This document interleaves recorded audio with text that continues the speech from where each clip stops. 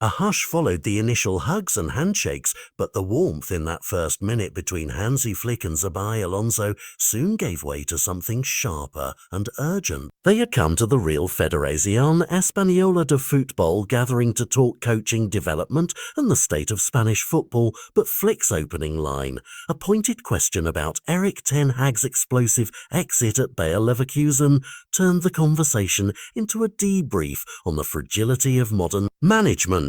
Two of Europe's most scrutinized coaches, one wearing Barca's badge and the other freshly installed in Madrid, did not trade barbed lines about the Clásico or squad gossip. Instead, they spoke about timelines, how projects are judged too quickly, how sporting directors and short-term expectations can strangle long-term plans, and how a single bad result can cascade into a dismissal that makes no sense to outsiders. Both men know what it feels like to inherit pressure cooker environments. Flick, tasked with translating Barcelona's endless promise into consistent trophies, and Alonso, who left Leverkusen as a league winner and returned to the Madrid stage with heavy expectations. Their exchange wasn't a public showdown but a private admission that football's modern calendar and impatient boardrooms are reshaping careers and club identities. That admission was punctured by the hard fact they dissected, the decision at Leverkusen to move on from Ten Hag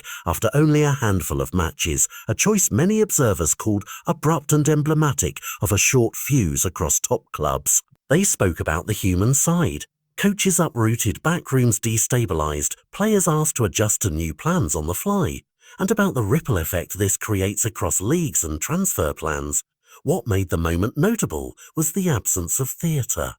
There were smiles and mutual respect, a deliberate refusal to turn a cameras-ready meeting into a headline duel. Both men treated the encounter as a professional exchange between colleagues alarmed by a larger trend, the erosion of patience in football's decision-making. Flick pointed to how a single boardroom panic can erase months of carefully planned development and asked Alonso how he had managed expectations during his own rise at Leverkusen.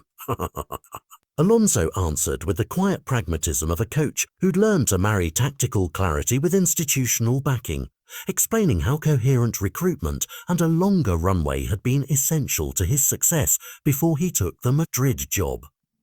They also sketched practical fixes, clearer alignment between sporting directors and head coaches, measurable but realistic KPI that account for transition periods, and better communication between boards and fans so that short-term pain doesn't always become the first casualty. The irony was rich. The managers who are expected to win now were meeting to argue for the conditions that make winning sustainable later. For supporters and pundits who thrive on instant narratives, the exchange slipped by almost unnoticed.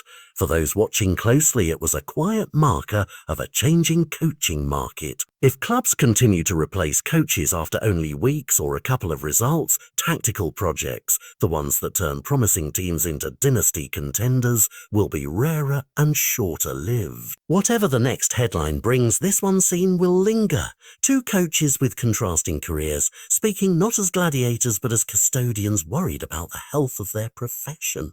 That concern, voiced behind polite smiles, is the kind of story that quietly shapes seasons long before a ball is kicked. The message they left behind is simple and stark. If football keeps treating coaching as instantly disposable, the product fans love, identity, cohesion, patient rebuilding will be the casualty. In that small private room, the broader warning was delivered.